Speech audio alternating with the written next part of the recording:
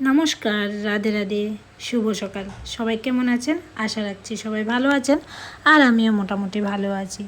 তো আজকে তো হচ্ছে রাধাষ্টমী, আশা করি সবাই রাধাষ্টমী পালন করছেন। তো শুনেছি একটা রাধাষ্টমী করলে নাকি সহস্র একাদশীর ফল পাওয়া যায়। তো যাই হোক, যারা করছেন তারা তো করছেনই, আর যারা আমার মতো করতে পারছেন না তারা রাধারানীর কাছে প্রার্থনা করুন যেন এই বছর করতে পারছেন না, সামনের বছর যেন আপনাদের কৃপা করে রাধারানী। আসলে এবছর আমি জন্মাষ্টমী, রাধা অষ্টমী কোনোটাই করতে পারিনি। তার কারণ হচ্ছে আমি এক জায়গা থেকে আরেক জায়গায় শিফট হওয়ার কারণে আমার সব জিনিসপত্র উলটপালট হয়ে যায়, তার জন্য আমি করতে পারিনি। তো আর এখানে দেখুন, আমি গোপোষণাকে একটা নতুন ড্রেস কিনে এনেছিলাম। আমি লাস্টবার যখন লামডিংয়ে যাই তখন আমি গোপোষণার ওই দোকান থেকে একটা গোপোষণার জন্য নতুন একটা ড্রেস কিনে নিয়ে আসি। ছোটোটার জন্যও কিনে আনি, আবার বড়োটার জন্যও কিনে আনি। তো এটা ওই দিন পরানো হয়নি, তো আজকে ভাবলাম আজকে নতুন ড্রেসটা পরিয়ে দিই, যেহেতু আজকে রাধাষ্টমী একটা স্পেশাল ডে, তো তার জন্য। আর দেখুন এখানে গোপোষণাকে গলার মালাটাও কিন্তু নতুন কিনেছিলাম, আর ড্রেসটার গলার মালা দুজনের ড্রেসটা পরিয়ে দিয়ে গোপোষণাকে খুব মিষ্টি লাগছে। আর মুখটা দেখুন, মনে হচ্ছে হাসি হাসি ভাব। আমি একবার ভেবেছিলাম এখানে যেহেতু আমাদের জিনিসপত্র রাখারও কষ্ট, আরও জায়গাও ছোট, পুজোটাও সেভাবে দিতে পারছিলাম না, তো একবার ভেবেছিলাম মার কাছে দিয়ে দেবো গোপোষণাকে।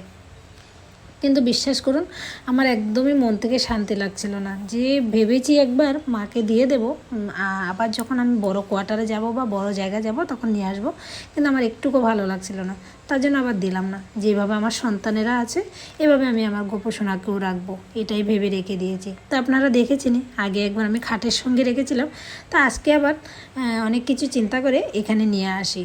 তো এখানে নিয়ে আসার জন্য, মানে দিলে প্রসাদগুলি ওইভাবে দেওয়া যায় না, নিচে দিলে পড়ে যায়, আবার আসনে দিতে গেলে একটু অন্যরকম হয়ে যায় আর কি, যেটা ভিডিওতে দেখা যাচ্ছে। তো যাই হোক, কী আর করবো, ওইভাবে ভগবানকে আমি সেবা দেবো।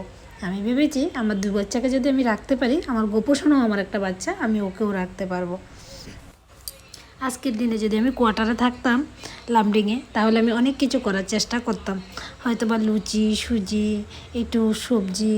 রাধারানী কচুমুখী খেতে ভালোবাসে, রাধারানী একটু রাবড়ি খেতে ভালোবাসে, রাধারানী তালের বড়া খেতে ভালোবাসে, তো আমি এগুলি করার চেষ্টা করতাম। কিন্তু বিশ্বাস করো, আমার দুপুরবেলা যখন আমি পুজো দিতে যাই, আমার অটোমেটিক আমার চোখ দিয়ে জল আসে, যে আমি করতে পারছিলাম না, তার জন্য ভীষণ মন খারাপ হচ্ছিলো। কিন্তু কী করবো, হয়তো বা ভগবানই আমাকে চাইছে, বা এই পরিস্থিতির মধ্যে দিয়ে এনে আমাকে কিছু বুঝাতে চেয়েছেন।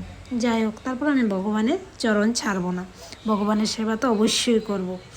তো এখানে এইভাবে দেখুন, আমি যতটুকুই পাচ্ছি ভগবানকে সেবা দেওয়ার চেষ্টা করছি।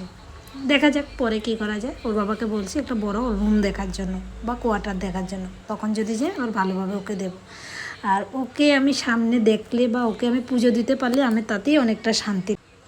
এই সংসারের জন্য আপনি যাই করেন না, সন্তান বলুন, আত্মীয় স্বজন বলুন, যাই করেন সবই বৃথা, শুধু ভগবানের চরণ ছাড়া, ভগবানের সেবা ছাড়া।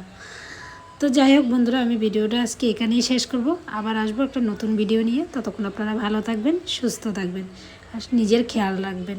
রাধে রাধে, হরে কৃষ্ণ, হরি বল।